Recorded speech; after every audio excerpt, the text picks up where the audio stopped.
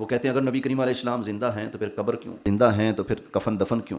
कफन दफन की वजह से सरकार की हयात का इनकार नहीं हो सकता। अगर कफन दफन जनाजा कब्र की वजह से हयात का इनकार करना है तो फिर शहीद की भी हयात का इनकार करना पड़ेगा। शहीद का भी कफन होता है, उसको भी दफन किया जाता है, उसका भी जनाजा आता है, उसकी कब्र भी होती है।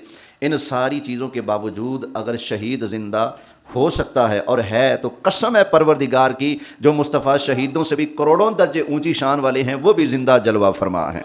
तू जिंदा है वल्लाह,